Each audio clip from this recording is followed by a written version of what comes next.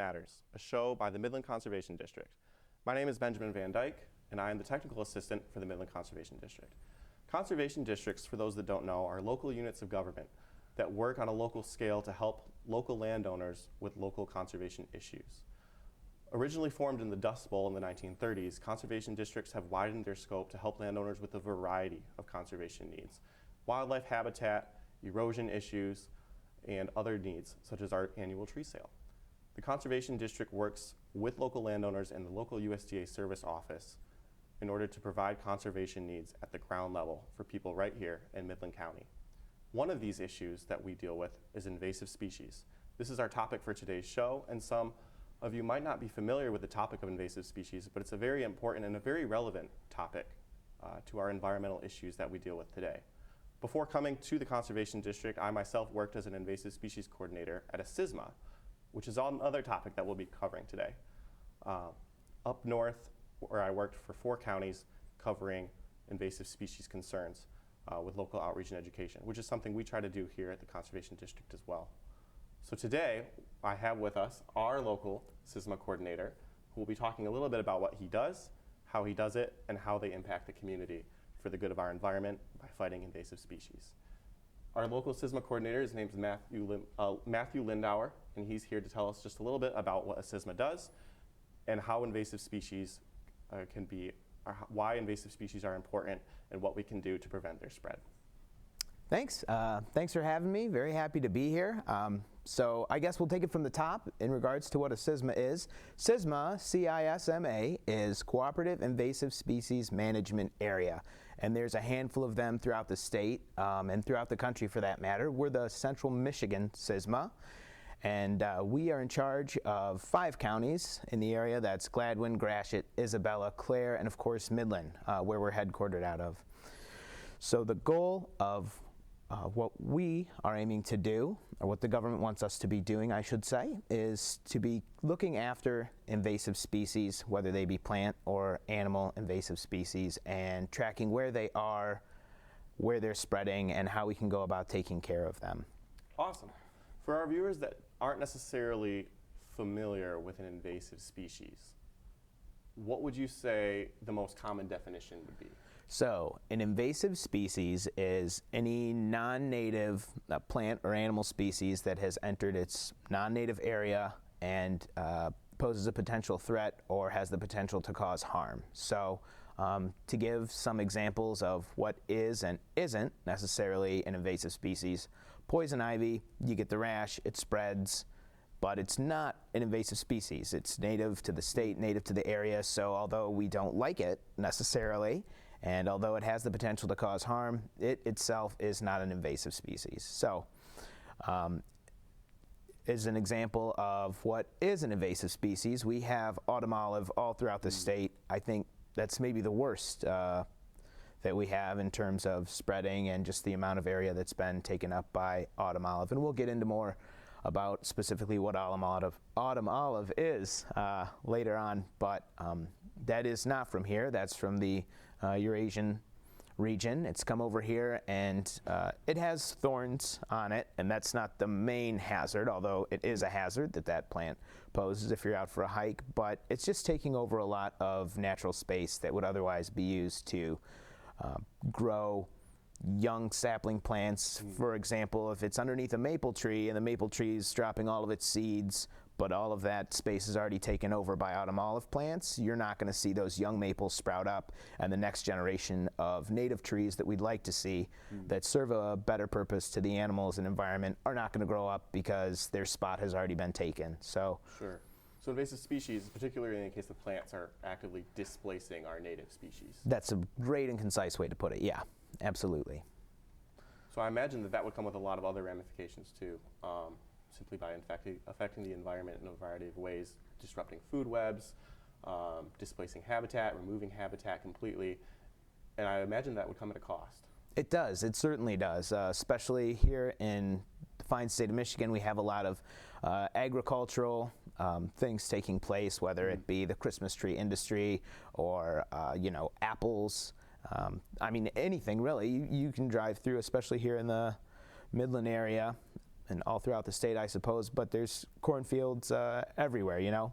And so imagine if that's not tended to, and all of a sudden you have, again, we'll take it back to autumn olive that's spreading and setting up shop there in those cornfields. There's nowhere for that stuff to grow. So not only do you have to eventually plant that corn in that field again, you have to get rid of everything else that's moved in and taken that place. So it's doubling the amount of work and time and cost that goes into crop production, and not to mention the impact that it has on the animals that use these native species for you know, places to live, things to eat, and stuff like that, breeding grounds. So yeah, they have a huge ripple impact. I don't know that people really consider the ramifications of having an area taken over by invasive species. So they're a big deal. So I'm really glad that we get to be talking about them today. Absolutely, yeah. I think it's definitely a topic that deserves more public awareness, simply for the reasons you just described. There's a lot of hidden, almost insidious effects that invasive species have. When I worked up north, we had a milkweed lookalike called black swallowwort. And I don't think we have it in Midland County, thankfully. But monarch caterpillars are adapted to eat milkweed. They're built up with immunities to the toxins. They don't have the same immunity to the toxins of the black swallowwort lookalike. And so when the adult butterflies lay their eggs on the milkweed plants, the caterpillars actually die from ingesting the lookalike because the adults can't tell the difference. And I think when you put it in that light, there's something almost very imminent about the threat of invasives. Our butterfly population is negatively impacted by this plant that shouldn't even be here. And so I think you could apply that to a lot of different invasive species that we have over the state of Michigan and here in Midland County, I'm sure, as well. Absolutely, and you take that a step further. Now we don't have these butterflies. Now we're down on our pollinator population, and again, we see it come all the way back to how it affects us directly as people and consumers. Now there's fewer, less pollination going on, and we're losing flower species, and whether it's, again, apple trees, honey production, all sorts of things will drop down when you start seeing fewer of those native species in the area. So it really does ripple outward in a big way. Absolutely. And I'm sure, as all scientists do, we like to categorize things. And I noticed that we have different categorizations for different levels of invasive species when it comes to how threatening they are to our economy, to our natural resources, and to other things that we hold dear. So I see we have watch list, detected, restricted, established, and then prohibited when it comes to invasive species. Would you care to maybe elaborate a little bit on those terms for people that might not be very familiar? Yeah, definitely. I'll do my best to break it down a little bit. So watch list species is anything that we think might be coming into the area. And so, I mean, it's exactly that. It's a list of species that we say, keep an eye out for this. Right now, spotted lanternfly is a huge one. It's in states around Michigan, but it's not here yet. So that's a big one on our watch list right now. So it's not here yet, but it poses the potential to show up. So detective is another pretty straightforward one. Balsam woolly Adelgid was on the watch list, and mid-August it was detected here in the state. So now that is detected, and that was Kent County. I think they found the first instance of that here in Michigan. So detected is exactly that. It wasn't here, and now it is verifiably. Restricted are things that are here in the state but are maybe not so pervasive. So it is unlawful to possess or sell some of these invasives for fear of them spreading. So it's something that's here and we're keeping an eye on. Established, an autumn olive, buckthorn. Let's use a different example. Let's go with buckthorn, although it's very similar to autumn olive. It's everywhere, and so that is considered established. You take a drive, you look at the roadsides, you see it there, and can you fully get rid of it? Who's to say? It'd be a lot of work, but the short way to put it is, it's here, and it's it's rooted in pretty well. And then prohibited are things that are here, they're rooted, and there are penalties and fines associated with adding to the expansion of those plants. So similar to restricted, but it's a combination of restricted but with the pervasiveness of the established species.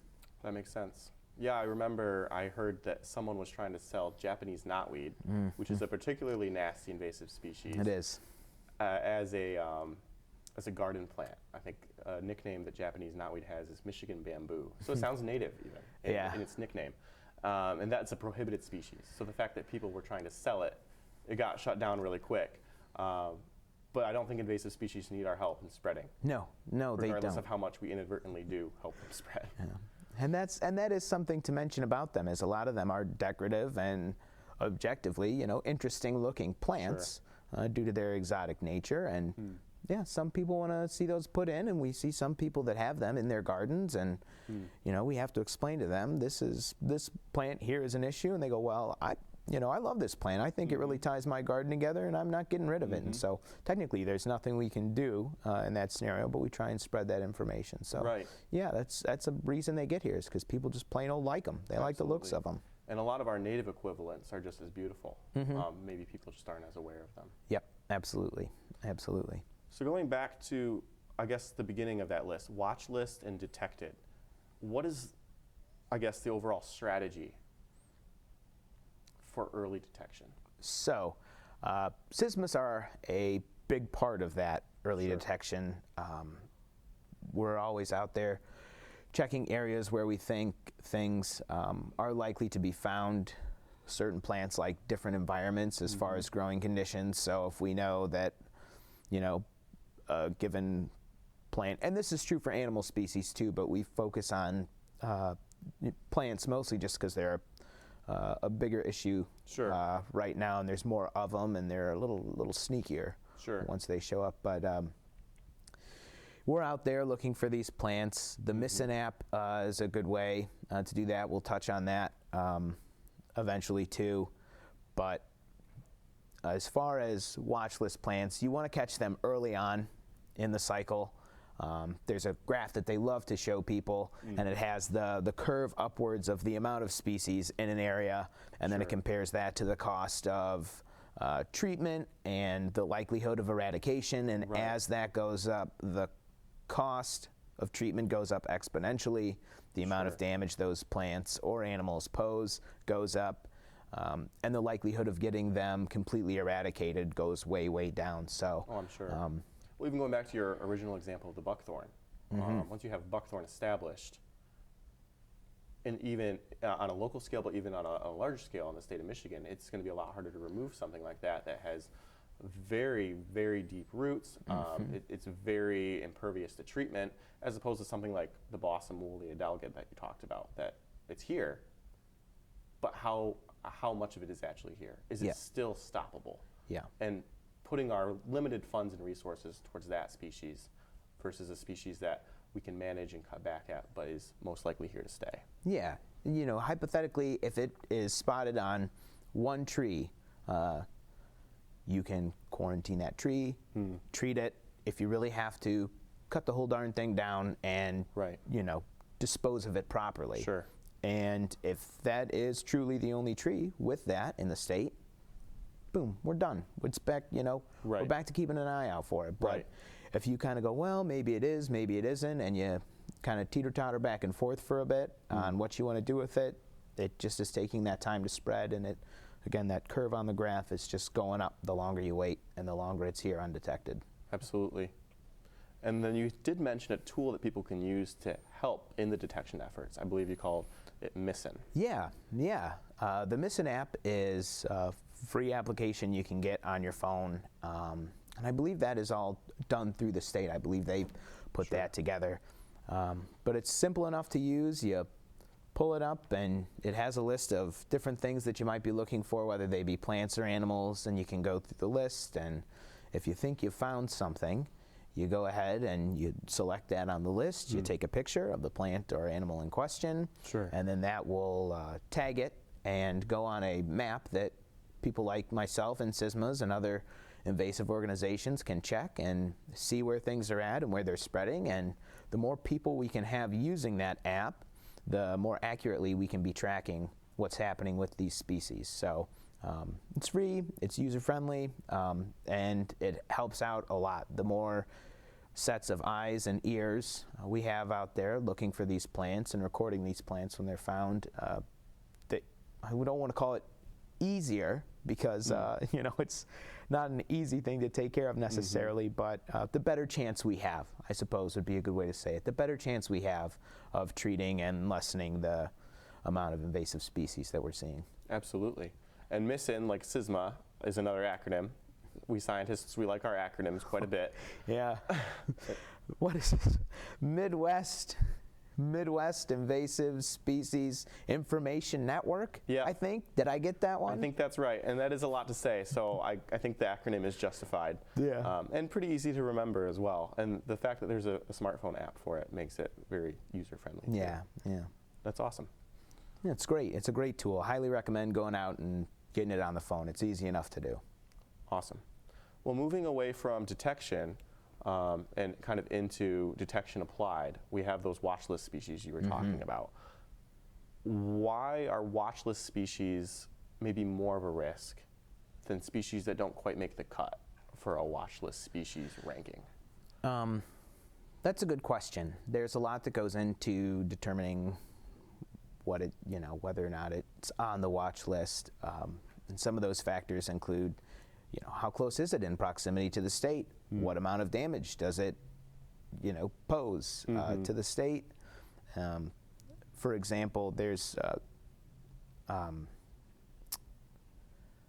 what's the sea lamprey? They're an invasive, right? But saltwater creature. We got lakes, we got freshwater. So something you'd find in the ocean, although it could pose a huge risk, we're not necessarily going to be as concerned about it here in Michigan because we don't have an ocean, or something that isn't going to last the winter. We're not going to cause a big hullabaloo about that because those of us that live here in Michigan know it gets pretty cold. So if it's a plant that can't overwinter, we're maybe not going to be as concerned. Sure.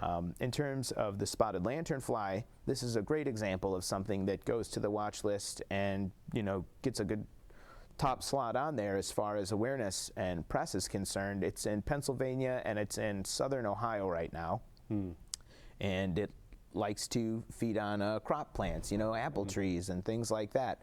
So we have a lot of those here. It's a big industry. It brings in a lot of money to the state. So we see that map of where the lanternfly's at. It's creeping in closer to the state of Michigan, and it poses a risk in terms of our human health and economy just because of the damage it does to these crops. And next thing you know, it's at the top of this watch list species list. So we want to keep an eye on it. It's important to keep an eye on that list and make sure that that you know what's on there and where it's at in terms of the rest of the country, and see how close it is. Absolutely. Would you say it's fair to say that the majority of watch list species are inadvertently spread by people? Yeah. Well, yeah, I would, especially in terms of the spotted lanternfly that'll cling onto, any surface, really. It's an insect. Sure. And so if you're taking a shipment of lumber and bringing it up here to Michigan, and there's a nest or, an egg cluster or something of this spotted lanternfly, or moving firewood's a great example too. It could be even on a split log, and you bring it up from Ohio after a camping trip or something, and now you've brought this species into the state. And no one's doing it maliciously, I don't think. No one's doing it on purpose, obviously. Accidentally. Yeah. But effectively. And that's why you have to be aware, because again, no one's doing it on purpose. I don't think anybody means any harm, but if you're not aware that moving firewood poses a risk to introducing invasive species to the state, you're not going to think about that. You're going to load your extra firewood in the back of your car and head back home once you're done camping in whatever other state. So. Yeah, I remember back when the emerald ash borer was a bigger deal than it is now. Simply because it's completely decimated our ash trees to the point where it's not as much of a concern, unfortunately. There's a sign at the Mackinac Bridge saying, do not bring Lower Peninsula firewood into Upper Peninsula firewood. And I'm sure that's something people don't think about. Like, oh, it's cheaper down by me. I'll buy it here and bring it with me on my camping trip rather than buying it locally.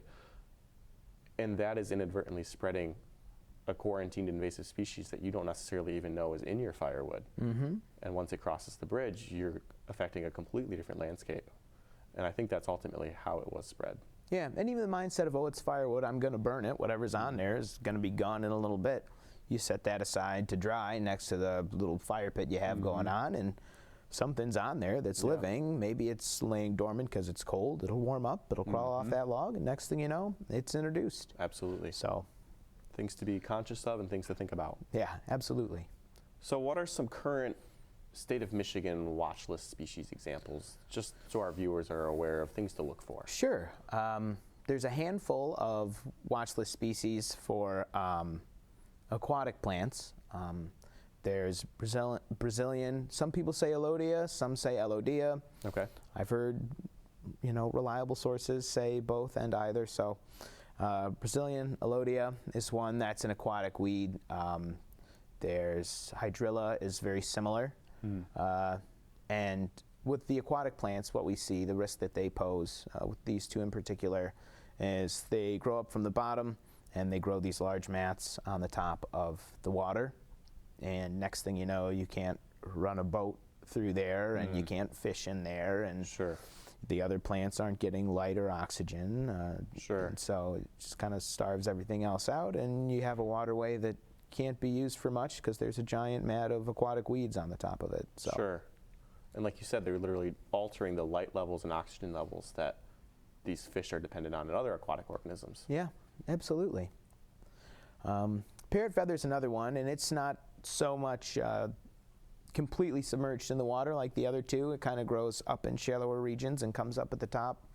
And I think right now in the Detroit area, I want to say it was the Detroit River, although I could be mistaken. They've had a big problem with it, with parrot feather down there, and it grows up. And this one actually poses issues with waterfowl nesting, similar to the purple loosestrife. We have a lot of that around here.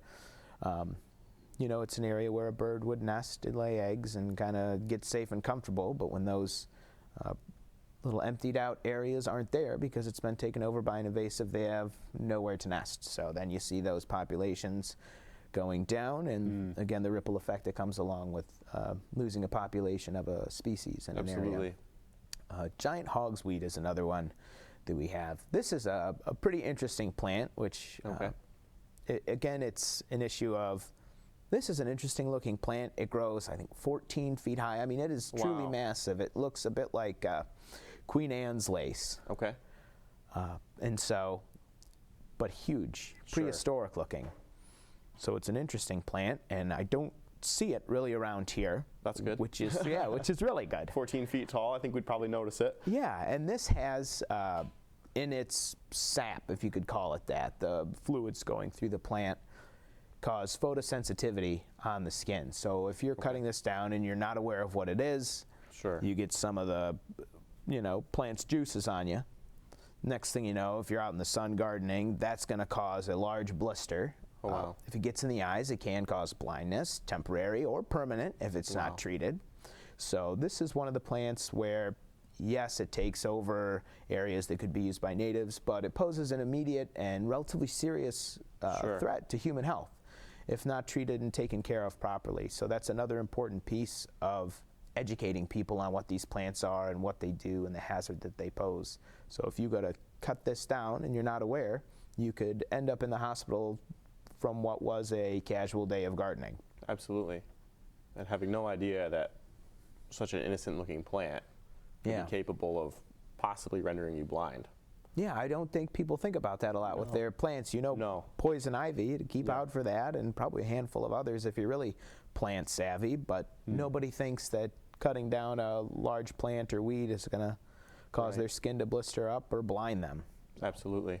Which is why the public outreach component of what the SISMA does, I'm sure, is just so important. Absolutely. Japanese stiltgrass. To be honest, I struggle with my grasses a bit because grass is everywhere, and they all look pretty similar. That's why they're all in the same category of plant, but this is another one that spreads pretty quickly and is good at it and can take over an area. So this is one of those where we see a drop in native species in the area because stuff like stiltgrass is taking its place, or even reed canary grass is another one of the grasses that we're keeping an eye on now, although that's a bit more established at this time. Yeah, a word that I've heard that is, I think, good to apply to something like Japanese stiltgrass, monoculture. one plant encompassing everything. And unless you're a specific organism designed to thrive off this one species, your habitat's basically gone. Yeah. Because there's no food, there's no cover, and there's no physical space, the three important things for habitat. And so with this monoculture, you're basically losing these habitat elements important to wildlife survival. Yeah. Monoculture, that's a great word. That's a SISMA deep cut right there. Monoculture, it's good to know. And that's exactly what it is. That it used to be diverse, there used to be different plants that could be used for different reasons, and now it's just one thing that serves little to no purpose. So. And you lose your biodiversity as a result. Yes, yep. What about, how do you say this one? I've always said kudzu. Okay. I've always said kudzu, although I suppose you could say kudzu. Okay. All sorts of things. Either or. I usually hear it as kudzu. And this is a vine, and it really gives this dystopian look. It crawls all over everything, covers walls and surfaces and such. And this one, like many vines, will choke out native trees and other smaller plants, and over time will just smother them to the point where they die off because they're not getting the light or the nutrition that they need because the kudzu's growing all over it. It looks like it has a very rapid growth rate. Yeah, and that's a lot of these do. I can't think of any off the top of my head where they are really kind of slow rolling. They show up and they sprout up and they spread, and that's what they're good at. That's why they're such a problem. Yeah, absolutely. So moving more towards the coast, I see we have blue lime grass. It looks to me like our native dune grass, but obviously it's invasive, so it must be different. Yeah, and one of the things that we see with plants in sandy areas is they get planted to help out with erosion, and folks don't necessarily pay super close attention to what they're planting. In some cases, they just know, oh, you know, I've got this kind of sloped sandy area out by my beach house, and I kind of want it to stay put. Sure. So the grass gets planted, and then it spreads and overtakes the native species. And so it's technically serving a purpose, but there are native species that serve the same purpose and others. Sure. And in Michigan, I know, just being the home of the Great Lakes, we have so many species that are dependent on Great Lakes beaches. And so when you alter that habitat even the slightest bit, we're losing out on habitat for our threatened and endangered species that call the Great Lakes home. Yeah, and there's not that much that can grow in sand. So the things that are native that can, we really want to make sure those are the things that are growing in there as opposed to invasive species, because it's such a limited amount of plants that can stand those conditions. Absolutely. This one, I feel like the problem is almost in the name, Mila minute-weed. Yeah, very fast grower and spreader, and it's one of those vines. It has a very distinct triangle leaf shape on it. Okay. But there are also a handful of other vines and plants that look somewhat similar, although they're almost more arrowhead shaped. This is a very distinct triangle. So the issue with this is, again, spreading and smothering like some of the other vines. And then moving away from plants for a minute here, we have two insects that you've mentioned, the spotted lanternfly. If you care to talk a little bit more about that, since it's a watch list species, as well as the Asian longhorned beetle. Yeah, definitely. We can get into both of those. Just to recap on the spotted lanternfly, they spread quickly. They'll chew down the foliage and stuff on a tree in a big hurry. And there's an invasive tree called tree of heaven that they really like to nest in and spread in. So that's one of those things that we can keep our eye on, tree of heaven, because we know that's something that they like to nest in. And we do have tree of heaven here in the state. So kind of interconnected pieces and things to be aware of when tracking these species. That's a truly ironic case where the introduction of one invasive species leads to the introduction of a second invasive that wouldn't be here necessarily without the introduction of that first invasive. Well, and if you think about it, you're taking trees and plants that compose an environment somewhere else, in this case the Eurasian region, and introducing them to a different place. And the more of those species that are introduced and are established, you're just creating the same sort of environment and ecosystem that these invasives originally came from, until eventually there's the potential to reach a tipping point where it's no longer a traditional Michigan ecosystem, but a Eurasian ecosystem, and all those invasives that are coming in from that area can thrive even better. Right. Partly, I'm sure, because their natural predators haven't come along with them. Yep. Yeah, absolutely. So that's spotted lanternfly. It's a pretty bug, but keep an eye out for it. Please do report it if you see it. It has the potential to pose a very large issue to the state. Asian longhorn beetle is another interesting kind of looking beetle there, and it impacts maple trees. It's a bit like the emerald ash borer, but this is larger, bit easier to spot. An interesting looking beetle, black and white spots with the little black and white antenna. But yeah, that'll take down the maple tree population if we don't keep an eye on it and keep it under control. And next thing you know, less maple trees. Now I don't have maple syrup, and it seems like something small. Okay, we don't have maple trees, no big deal, but the habitat that they provide for nesting birds and the syrup industry here in the state are all bigger than I think they get credit for. Right. And those will just be gone if those trees are gone. So you have to consider and be careful and mindful that these things have the potential to arrive here in the state. So you got to keep an eye out for them. Absolutely. So both of these insects have the potential to spread from trees that are familiar to them to our native trees and decimate their populations. Yeah, absolutely. Definitely something to be conscious of and to keep an eye on. And going back to what we were talking about with the firewood, but maybe even applying that to nursery stock. Yeah, definitely. How far are we spreading plants? And what is maybe, like you said earlier, dormant on these plants that we don't necessarily acknowledge, but what happens when the temperature changes? Yeah. And the bug wakes up, that kind of thing. Just being conscious of that. Absolutely. There are the Adelgids. There's Hemlock woolly Adelgid and balsam woolly Adelgid, and the balsam was the one that was just found here in the state that we talked about a little bit earlier. But again, these are boring insects. Not in the fact that they're not exciting. They bore into the tree, mind you. They bore into these trees just like the emerald ash borer that we saw in the state that totally cut down the ash tree population. And they have the potential to do that same thing with fir trees and with hemlock trees. Yes, when I worked as a SISMA coordinator up in Emmett, Charlevoix, and Antrim counties, we actively surveyed for the hemlock woolly adelgid simply because the theory is that it travels along the coast. And I remember surveying for the hemlocks, which is a beautiful native tree. We have so many hemlock trees in Michigan, and the idea of them diminishing in any way is very sad. But I remember surveying for hemlocks and thinking as I looked around, because you have to survey for it in the snow, because that's when the bug is dormant and inactive and easily spotted in the ovisac phase. And I remember looking around in snowy northern Michigan, all the hemlocks, and the hemlocks were greatly outnumbered by the amount of balsam firs.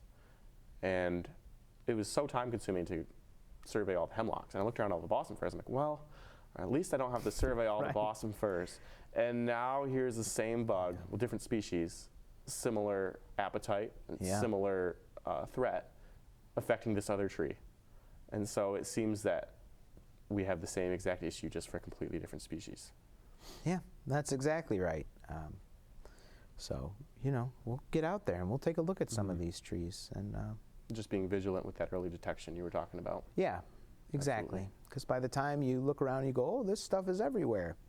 You bring it back to that curve on treatment and cost and effectiveness. By the time you look around and really notice that it's spreading, you've got an uphill battle at that point. Yeah, it's here, and it's not going anywhere unless we do something about it. Absolutely.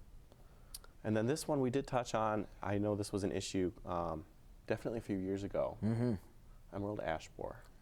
Yep, another insect. It'll bore into the trees, and one or two's maybe not a problem, but they reproduce and they have more, and next thing you know, there are thousands, or depending on the size of the tree or the density of the population, millions of them, and they're all making tiny holes into this tree, and a tree can survive a few of those, but if it's getting just slowly eaten and hollowed out by these insects, it doesn't stand a chance. So like you said earlier, this is unfortunately a case where it got so bad and did what we were concerned it would do to such an extent. I don't want to say that it's not a problem or something that we focus on anymore, but you know, had taken out so many of the ash trees at a certain point. Right. Just kind of go, well, I don't know, maybe we let the ash trees die out and we see about planting them again and rebuilding once there's nothing more for these ash borers to eat and to dine on, because otherwise if you don't get rid of them completely and there's something for them to keep eating, they'll keep eating and spreading. Sure. So unlike the Asian longhorn beetle that you referenced earlier, or even the spotted lanternfly, this is a specific species with a specific host. It's dependent on those ash trees. Yeah, and you know, there are insects like the longhorn beetle. It likes maple trees and it will eat those and target those, but they have the potential to have a wider diet and range of things that they'll eat. But there are some, yeah, like the ash borer, they're very specific in what they like and what they want to eat. So it kind of makes it easier to know and to track, because you know exactly where to look for them. But that also means they're going after the ash trees exclusively, and you have to act in a hurry. Absolutely. It's a double-edged sword. Absolutely. This one, people in Midland County might be familiar with. I know a couple years ago this was kind of a problem. Yeah. Feral hogs. And I just got a notification someone out there is using the Missin app in the 5-county region. Awesome. And I got, so thank you to whoever that was, and got a notification that they had spotted a feral hog. And I forget exactly which county, but feral hogs is exactly what it sounds. I mean, it's a pig, but it is not domesticated in any way. It's not a farm pig. It's a wild animal, and they are pretty hazardous to people. I don't know how much you know about pigs, but you know, imagine something the size of the pigs you see at the fair, covered in fur, and now it's grown the little tusks on the underjaw there, the bottom jaw, and it's got an attitude problem. Yeah, so not to mention pigs are pretty smart.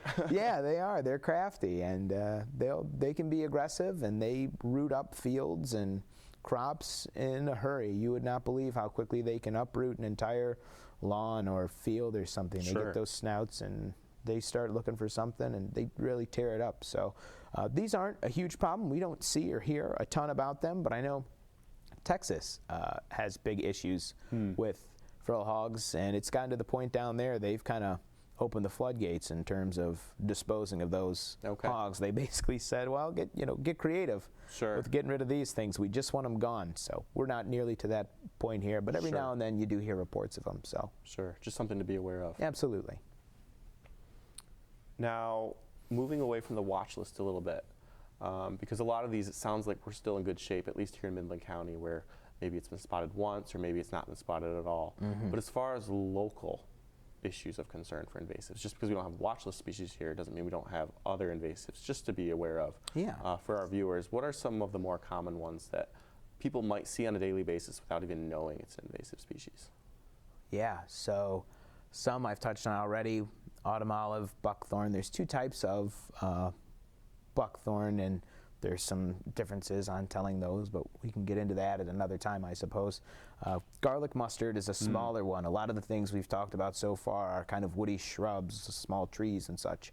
But the garlic mustard is a small herbaceous sort of plant, and it gets about yay high or so, and it's got a 2-year growing cycle. Once it's small and leaves 1 year, just little leaves, and the next it'll get the stalk. And it's technically edible. But that's something, if you look around, I bet you most folks have it on their property at some place in kind of the more woody areas, and even along my fence line, it's there.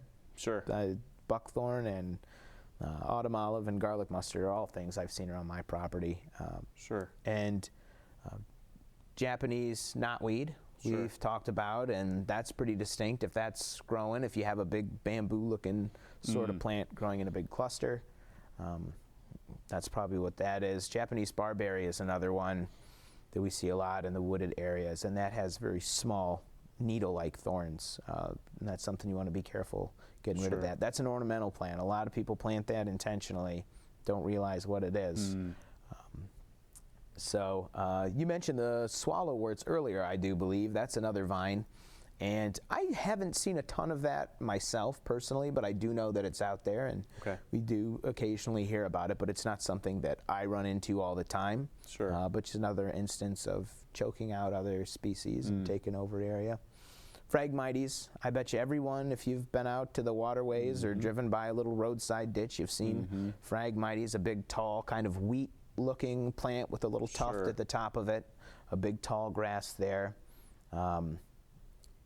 And honeysuckles are another one of the woody shrubs. And there's a whole list of different honeysuckles. And I won't get into all of the details there, but the short version is if you cut a stem on a honeysuckle plant, and they have the kind of teardrop-shaped leaves, and they get little clusters of berries or pairs of berries, depending on the species. You cut one of those stems. The non-native ones are hollow on the inside. Not in a big branch, mind you, but on the smaller stems jutting out from the larger branches. You cut those, they'll be hollow on the inside. There'll be a little hole. The native stuff, it goes all the way through. So that'd be a nice quick little trick to know. Yeah, quick way to check that out, because there's 4 or 5 different, at least, non-native honeysuckle here. So as opposed to going through and trying to find exactly what it is, and cut off a little bit of the stem if you can, and check the inside there is probably the easiest way to do that. Purple loosestrife, another big one. We ran into that a lot when we did a survey of the Tittabawassee River. That messes around with duck nesting grounds quite a bit, taking over real estate for native plants as well. And knapweed and crown vetch are two that kind of get the purple flowers on them, and they're, you know, they're pretty enough and they seem harmless, but if you see them and you don't do anything about it, the next season they will have taken over. They spread in a hurry, and so those are two that I see a lot of the place. We're talking some of the smaller, prettier decorative plants. So there's a good handful anyway. Seems like there's a good overlap, and maybe there's a reason for this, between the aesthetic, beautiful side of the plant, and then, but it's invasive. And a lot of people at the surface level might think, well, I don't care if it's invasive, like something like a purple loosestrife. It paints the borders of the river in this really beautiful purple color. And I don't think they're necessarily aware of the fact, well, did you know that the price you're paying for that purple is pretty high because it's removing everything else? Yeah. And there's actually a program that's starting up, and they're in the process of I think, trying to spread throughout the state. It's called Go Beyond Beauty. They do similar work to the SISMAs, but they're more focused on, as you said, the decorative plants. Sort of the lawn ornament type of plants. And there's a good brochure, actually, if now's a good time to... Absolutely. This was sent out as part of the Great Lakes Restoration Initiative, and it's just a pamphlet, and it has it unfolds, but I won't do that now. But it unfolds, and on the back it lists all the different decorative plants that we have here in the state, the invasives that people like to use, and then it'll list alternatives. So it's stuff that looks similar, has a similar function, and can grow in similar conditions to these decorative non-natives that people tend to plant. So that's a great resource. We have a bunch of those. We have all kinds of these little pamphlets, actually. So if you ever want information on just about any invasive, you let me know, because I've got them. Absolutely. I think a lot of people would be interested just to know what good alternatives are, because I think once people know why it's an issue, I like to think most people want to do the right thing. I think so. I think a lot of people might not know that a lot of invasives are formed simply from an ornamental in their backyard that they think looks great there. All it takes is a bird or seeds being dispersed by wind, and suddenly it's in the woods next door, and suddenly it's everywhere in town. And I think I'd like to think that if people knew, they would plant alternatives and do the right thing. And that brings up a good point too, is that it's not always humans picking it up and spreading it from one area to another. I mean, there are a ton of factors that are outside of our control that can lead to the spread of this stuff. Like a bird eating a berry, and then its droppings have the seeds in them, and now it's spread that way. I mean, it's happening and you don't even know it. So to have it at all, you're increasing the risk of it spreading exponentially. Absolutely. So going off of that, just things to be aware of when buying plants for our viewers that are very into nursery stock and very aware of the plants that they want in their garden. What should they be looking for?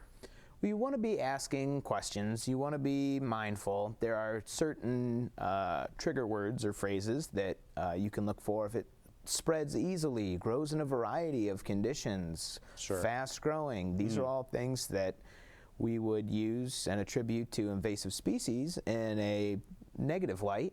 But if you think it's a native and pretty plant, those are all things you kind of like to hear. Yeah. But be mindful if you're hearing that about plants in the description. Grows in a variety of conditions. Well, that's, that can pose a big risk. That means it can spread everywhere and do so in a hurry. So there are certain phrases like that you want to be mindful for. Don't be afraid to ask questions. If you're going to a nursery and they seem pretty knowledgeable, Sure. don't be afraid to ask, hey, where does this plant come from originally? Sure. What can you tell me about it? And if they don't know, they don't know, but there's a handful of, everybody walks around with a search engine in their pocket now, so Right. they give you the name of the plant. Pull out your phone, do a little bit of research if you're not sure. Absolutely. Can't hurt. Yeah, absolutely. And then in that same thought process of what people can do in a citizen science approach, beyond just buying plants, what are some good activities people can do just consciously to minimize the spread and the impacts of invasive plants? This is going to sound silly, but you want to be cleaning stuff off. I know Sure. whether it's a shovel or the wheels of a tractor or your boots, clean up after yourself. If Sure. you have a shovel and you're digging in one area and there's some dirt left on that shovel, there is a potential that there are seeds in that soil Sure. of, could be native, could be non-native seeds. And you go and dig in another location and there's that dirt left over. Sure. What do you do with the shovel? You put it in the ground, you plunge it into the soil, and some of that dirt's going to break off from the other site. And if Sure. there's seeds in there, you're spreading it that way. Or if Absolutely. you're out hiking, we have boot brushes Sure. that we give out to people. And it's exactly as it sounds. It just has stiff bristles on it and a little kind of metal piece on the back to dig into the grooves Sure. and such. And just get the dirt off your boot before going Sure. from one location to another. Because again, there's seeds in that dirt or pollen in that dirt. And you take it from one location to another and you've become a vector or a spreading agent Sure. for these seeds. Without So, even trying. yeah, Yep. clean up after yourself. You Yep. know, it's just, we've all heard it. Absolutely. Yeah. Boating as well. Boaters actually have been a pretty knowledgeable group from what I've seen on invasives. Good. The state and other agencies have done a good job of getting the word out to them on the impact that they play in spreading invasives. But, you have your tanks and they're taking in water while you're out there, or if you have one of the jet skis, they'll take in the water and push Sure. it out, and they've got the pump in there. Clear that stuff out. Zebra mussels are a big one here in the state. Yeah. And they can get in there, and you won't even be able to see them necessarily, and they get on the inside of these ballast tanks and such. Sure. And then you empty them out at another location, and next thing you know, you've introduced a new species, Sure. an invasive species to another waterway. And waterways are a whole different issue in terms I'm of sure. the spread of invasives and how we go about tackling those. But clean up, wash off your boat if you can. Any debris and plant matter and stuff you see on the hull of your boat, clean it off before you put it back in the water again. Absolutely. Let it dry out in between. Don't hop back and forth between a bunch of different lakes in a day. Sure. That's all it takes is to go from one lake to another. And suddenly there's mussels there that weren't there before, or any other invasive, or like the plants you were talking about earlier, I'm sure. It only takes one. I mean, it really does. It's we all share a part in slowing this spread. Absolutely. But if you don't know, you can't take those steps. Sure. So once they're here, say someone has an invasive on their property, what should they do about it? They have a few options. The first step, I would recommend, get out that missing app we talked about, report it on there so that we know. Get in touch with your CISMA. If you don't know Sure. who your CISMA is, who you should be getting in touch with, because again, there's several throughout the state, feel free to get in touch with me, and I can put you in the right direction there. Awesome. And I think my contact info should be here either at the beginning or the end of this, but at any rate, I can help you out if you're not sure who to go to.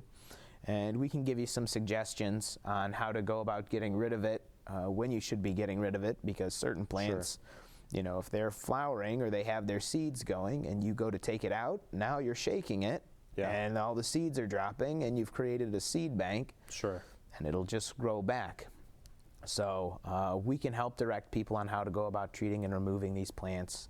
We have tools that we rent out. We have a tool crib. Awesome. We have a handful of different things, all the way from little handheld things to get a grip and pull out some of the smaller plants to a great big chain with kind of metal teeth on it that you wrap around the trunk of a tree, hook it up to a tractor or a truck, and pull it out. On the more dainty end, we have a knotweed injector that's has a needle at the end and a little canister, and you put your herbicide in there, and you can inject those into the stem, and it'll kill it off that way. So that's awesome. You guys have resources for the community like that. It is nice. Yeah, we'd love to see people take more advantage of them, as opposed to you don't have to go and buy a, I don't know off the top of my head how much some of these things are to use it for a weekend. You know, let us know and we'll let you know what we have, and if it'll do the job you're looking to have it do, we'd love to help. And I'm sure you could help even beyond that, just helping point them in the right direction of the tool they should be using. Absolutely. I know depending on the invasive, you can't treat Phragmites the same way you would treat a different species, simply because it's funny to use this kind of word for a plant, but you could actually anger it and make it come back in full force, even bigger than it was before, if you go around treating it the wrong way. Yeah, that's right. Always, if you're not sure, call. Absolutely. It's that simple. We'd love to help. I see there's 3 main types of treatments here. We have mechanical, burning, and chemical, and I'm sure that just depends on the species that you're using. It does. The treatment on. Species, time of year, how much of it is there, all sorts of things. And they all have different approaches and different things you might need. If you want to do it mechanically, you want to pull it out, that's simple enough to do. You shouldn't need much in the way of special conditions to do that. If you wanted to take the burning route, there's permits that you need before you can go about lighting things on fire. Absolutely. So again, always important. Yep, check on that before you start lighting things up. And same deal with chemical and herbicide applications. Some of that stuff is available to the public to use. Roundup is one that is widely available, but not all of them are. So double check and take the proper precautions if you choose to go the chemical route. Absolutely. We'll do that. So if people want to get involved with the CISMA, it sounds like you guys do a lot for the community, a lot of outreach, a lot of education. How would they go about doing that? The first step would be getting in touch with myself. We also have a website, cmcisma.org, Central Michigan CISMA. And we have a Facebook page that we update pretty readily, phone number, and an email. So just about any way short of a smoke signal, you can get in touch with us, and we encourage you to do so. We are in the process of a handful of different things at this time in terms of surveying and treatment and mitigation efforts. So we always have something going on. So awesome. That's great to hear. Yeah. That's awesome. And it sounds like one of the more later things you guys did, you mentioned it earlier, is that survey on the Tittabawassee River. Yeah. Which is something we're excited about. That will be our next show. We'll be talking about the survey on the Tittabawassee and kind of the different plants and invasives that you guys found, especially after the dam failure last year. So we appreciate that show, and we would encourage our listeners, if you found this show interesting, to check out that next episode as well.